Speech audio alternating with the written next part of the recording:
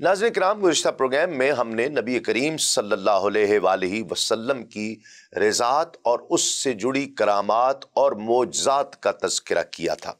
आपको याद होगा कि जनाब हलीमा सादिया हुज़ूर नबी करीम सल्लल्लाहु अलैहि वसल्लम की रिज़ात के 2 साल मुकम्मल होने पर दिल पर यूं कहिए कि पत्थर रखकर उन्हें वापस वालिदा मोहतरमा सैयदा आमिना की खिदमत अक़दस में लेकर आई थी। दिल तो तैयार नहीं था, लेकिन हस्बे वादा बच्चे को वापस लाना भी जरूरी था। दाई हलीमा की किस्मत देखिए कि उन दिनों मक्के में एक खतरनाक वबा फैली हुई थी। गोया यूं समझिए कि दाई हलीमा की किस्मत जाग उठी। हजरत सैयदा आमिना से झिझकते झिझकते फरमाया कि बच्चा अभी कमसिन है, शहर में बीमारी आम है, वबा फैली हुई है, इजाजत हो बच्चे की बेहतरी के लिए मजीद कुछ अरसा इसे खुली फजाओं और खालिस बदवी माहौल में मैं रख लूं। जनाब सैयदा आमिना का दिल अपनी इकलौती औलाद से मजीद जुदाई के लिए मान तो नहीं रहा था, मगर फिर बच्चे की जिंदगी और बच्चे की बेहतरी के ख्याल से 2 साला मोहम्मद मुस्तफ़ा सल्लल्लाहु अलैहि वसल्लम को सीने के साथ लगाकर और चूम कर दोबारा रज़ाई माँ की गोद में डाल दिया। बीबी सादिया हलीमा शादा और फरहा उस बरबाबरकत बच्चे, बल्कि यूं कहिए कि पूरी कायनात को, कायनात के हुस्न को गोद में लिए वापस चल दी। नाज़रीन किराम, जनाब मोहम्मद अरबी सल्लल्लाहु अलैहि वसल्लम की रज़ाई माँ के घर मौजूदगी से बरक़ात फ़यूज़ात की गोया बारिश शुरू हो गई। बच्चा सिर्फ अहले खाना के लिए ही नहीं, बल्कि तमाम कबीले, पूरे इलाके के लिए शिफा, रहमत और बरकत का बायस बन गया। अल्लाह के आखिरी नबी सल्लल्लाहु अलैहि वसल्लम का बचपन मुबारक भी आम बच्चों से कतई मुख्तलिफ गुजरा। अल्लामा ज़ैनी दहलान हज़रत इब्न अब्बास रज़ियल्लाहु ताला अन्हु से रिवायत करते हैं कि हज़रत हलीमा सादिया ने फरमाया कि जब नबी करीम सल्लल्लाहु अलैहि वसल्लम उम्र में कुछ बड़े हुए तो गाहे बगाहे घर से बाहर तशरीफ ले जाया करते। बच्चों को खेल कूद में मसरूफ देखते, मगर आप हमेशा खेल और कूद से किनारा कश रहते। एक दिन आपने मुझे फरमाया कि माँ, मैं अपने बहन भाइयों को दिन के वक्त अपने आसपास नहीं देखता, इसकी क्या वजह है? आपके एक रज़ाई भाई और 2 रज़ाई बहनें थी, उनके नाम अब्दुल्ला, अनीसा और शीमा थे। हज़रत हलीमा ने जवाब दिया कि मेरी जान आप पर निसार हो जाए, मेरे तीनों बच्चे सारा दिन हमारी भेड़ बकरियां चराते हैं और शाम को घर वापस आते हैं। आप सल्लल्लाहु अलैहि वसल्लम ने फरमाया कि मुझे भी उनके साथ भेजा करें।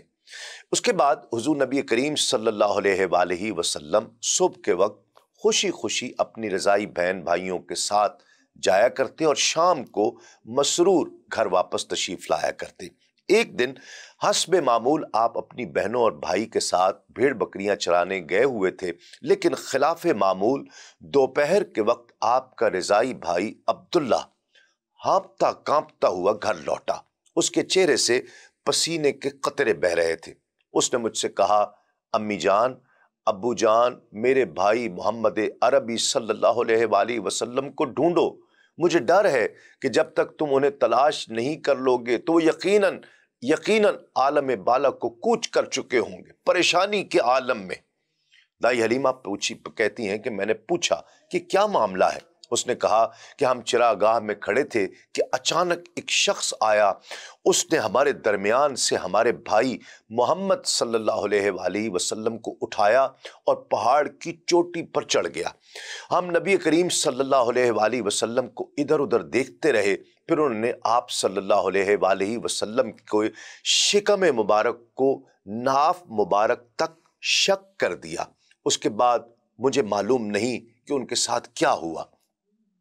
नाज़रीन किराम, इस मौके पर हज़रत हलीमा सादिया ने बयान फरमाया कि फिर मैं और मेरा खावंद दौड़ते दौड़ते वहां पहुंचे तो हमने देखा कि आप सल्लल्लाहु अलैहि वसल्लम एक पहाड़ की चोटी पर तशरीफ फरमा हैं और आसमान की तरफ मुसलसल देख रहे हैं। लेकिन ये क्या, परेशान होने के बजाय आप मुस्कुरा रहे हैं। मैं आप पर झुकी چشمان اقدس کے مابین بوسہ دیا اور عرض کیا کہ میری جان آپ پر نثار ہو جائے، کس چیز نے آپ کو خوف زدہ کیا؟ آپ صلی اللہ علیہ وآلہ وسلم نے فرمایا، میں بالکل خیریت سے ہوں۔ میں کھڑا تھا کہ میرے پاس 3 افراد آئے، ایک کے ہاتھ میں چاندی کا آفتابہ تھا، دوسرے کے ہاتھ میں زمرد کا تشت تھا۔ انہوں نے مجھے پکڑا اور پہاڑ کی چوٹی پر لے گئے۔ ان کی کوشش بڑی تعجب خیز تھی۔ انہوں نے مجھے زمین پر لٹایا، میرے پیٹ کو ناف تک شک کیا، میں ان کی طرف دیکھتا رہا۔ اس عمل کے دوران مجھے نہ کوئی تکلیف ہوئی ہے، نہ کوئی درد محسوس ہوا۔ ناظرین کرام، شق صدر سے متعلق طبقات ابن سعد میں بھی تحریر ہے کہ محمد بن عمر اپنے اصحاب سے روایت کرتے ہیں کہ حضور نبی کریم صلی اللہ علیہ وآلہ وسلم کی عمر مبارک جب 4 برس ہوئی تو اپنے بہن بھائیوں کے ساتھ وہ باہر نکل جایا کرتے تھے، اور یہ جگہ ان کے محلے کے، ان کے گھر سے کچھ زیادہ دور نہیں تھی۔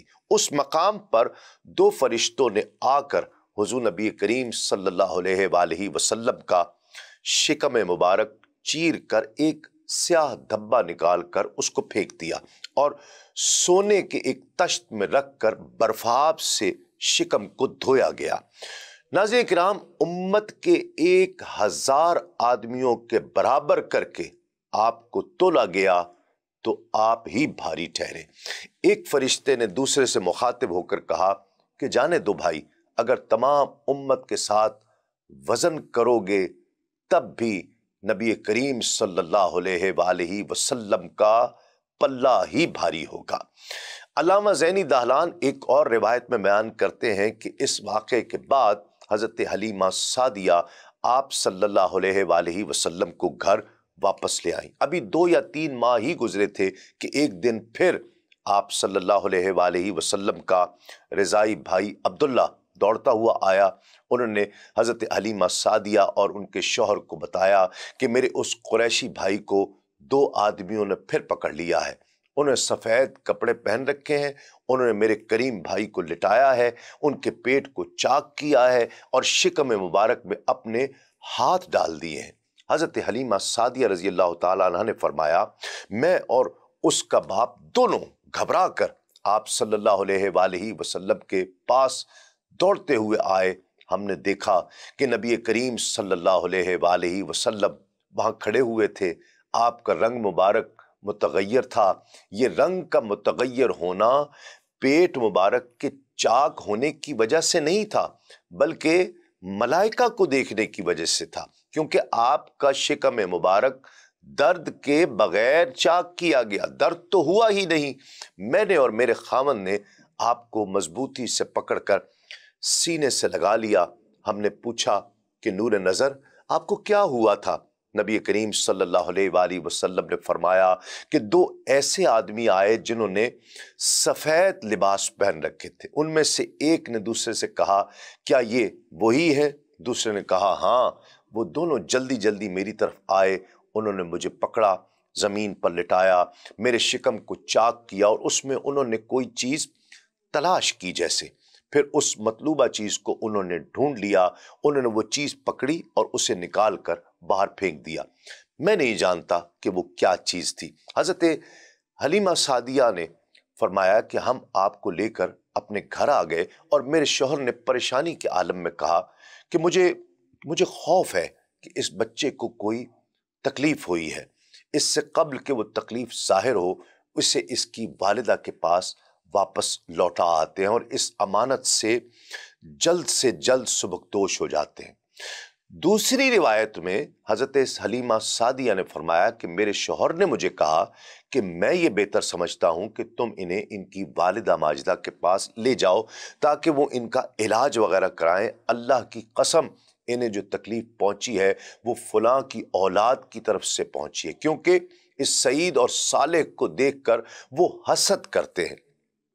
ناظرین کرام، جب حضرت حلیمہ سعدیہ حضور نبی کریم صلی اللہ علیہ وآلہ وسلم کو سیدہ آمنہ کے پاس لے گئیں تو اس وقت آپ صلی اللہ علیہ وآلہ وسلم کی عمر مبارک 4 یا 5 برس یا بعض روایتوں کے مطابق 2 سال اور کچھ ماہ تھی۔ नाज़रीन किराम, अस्सीरतुन्नबविय्या की एक रिवायत में है कि हुजूर नबी करीम सल्लल्लाहु अलैहि वसल्लम ने फरमाया कि हम सारे बच्चे शक्क सदर के बाद उसी हालत पर थे कि सारा कबीला वहीं आ गया। मेरी रज़ाई माँ सारे कबीले के आगे आगे थी। वो बाआवाज़ बुलंद पुकार रही थी, हाय कमज़ोर। फिर वो मुझ पर झुकी और मुझे अपने सीने के साथ लगा लिया। उन्होंने मेरे सर को और मेरी आंखों के दरमियान बोसा दिया और कहा, तुम कितने उम्दा हो। फिर मेरी रिजाई माँ ने कहा, तुम कितने अच्छे इकलौते फर्जंद हो।